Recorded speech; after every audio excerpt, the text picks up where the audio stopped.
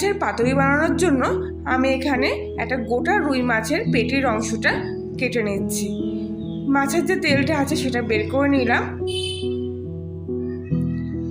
আর পেটির অংশের মধ্যে যে কালো পর্দা মতোটা থাকে ওটা আমি পরিষ্কার করে নেব।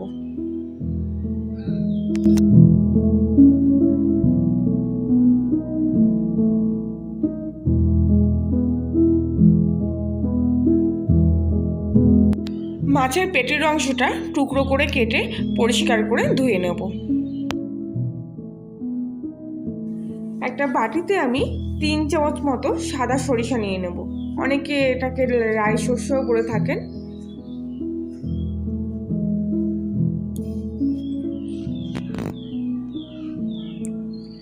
সরিষার মধ্যে আমি পরিমাণ মতো একটু জল দিয়ে কিছুক্ষণের জন্য ভিজিয়ে রাখবো।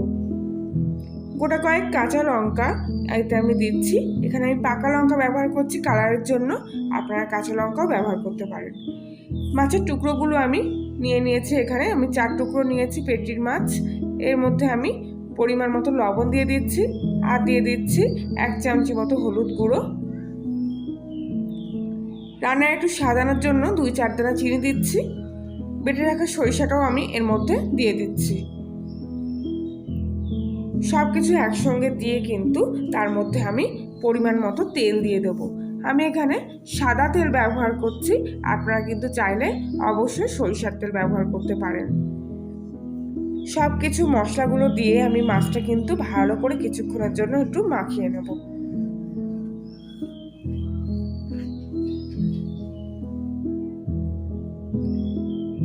মশলাগুলো দিয়ে মাখিয়ে নেওয়ার পর কিছুক্ষণের জন্য আমি এটা এইভাবে রেখে দেব।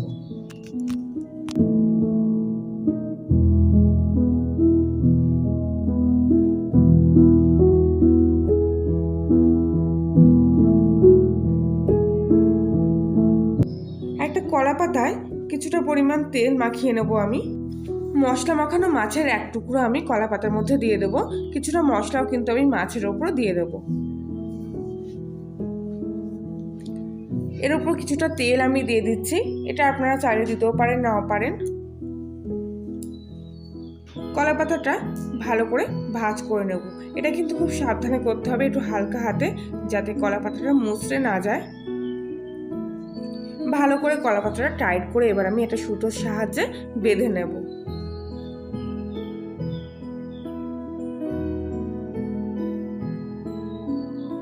সব শেষে একটু টাইট করে একটা গিঁট দিয়ে দেব।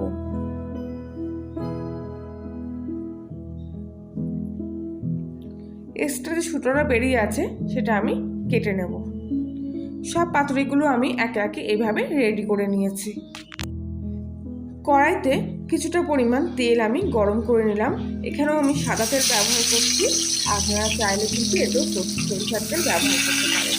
গরম তেলের মধ্যে পাতুরিগুলো এক এক করে দিয়ে দিলাম। এই সময় কিন্তু গ্যাসের ফ্লেমটা পুরো হাইতে রাখতে হবে। একটু হিট হয়ে গেলেই কিন্তু আমি পাতুরিগুলো ঢাকা দিয়ে দেবো, আর এই সময় গ্যাসের ফ্লেমটা একদম কমিয়ে দেবো। প্রায় 5 মিনিট পর আমি ঢাকনাটা খুললাম। পাতুরিগুলো এবার আমি একটা একটা করে উল্টে দেব। কলা পাতার কালারটা দেখুন অনেকটাই কিন্তু চেঞ্জ হয়ে এসছে। দুটো পাতুরি আমি উল্টে দিয়েছি।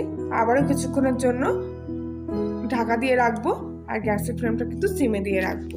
কিছুক্ষণ পর আবারও ঢাকনা খুলে পাতুরিগুলো আবার আমি উল্টে দিচ্ছি। এবার দেখুন কলা পাতায় কিন্তু অনেকটা কালার চেঞ্জ হয়ে এসছে, আর এই পিঠটা কিন্তু ভাজাই হয়ে গেছে। উল্টো পিঠটা একটু কাঁচা মতো আছে, তাই জন্য একটু ভেজে নিচ্ছি।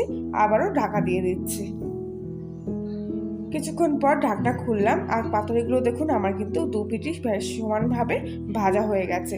কলা পাতায় কালার দেখলে কিন্তু আপনারা বুঝতে পারবেন যে পাতুরিগুলো কিন্তু পুরো রান্না হয়ে গেছে। এবার একে একে আমি পাতুরিগুলো কড়া থেকে তুলে নিচ্ছি। বাকি পাতুরিগুলোও কিন্তু আমি একইভাবে রান্না করে নেব।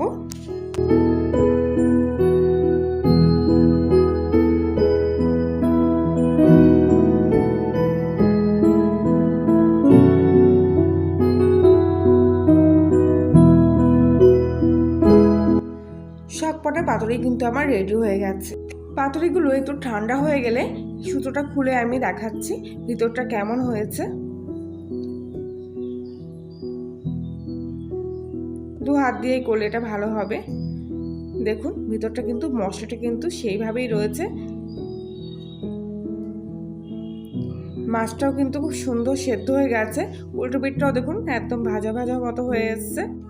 কল্যাণের রান্নাঘরের আজকের এই রেসিপিটি ভালো লাগলে অবশ্যই লাইক শেয়ার কমেন্ট করবেন, আর নতুন হলে সাবস্ক্রাইব করে পাশে থাকবেন। আজকের মতো এখানেই, আবার দেখা হচ্ছে অন্য একদিন নতুন একটা রেসিপির সাথে।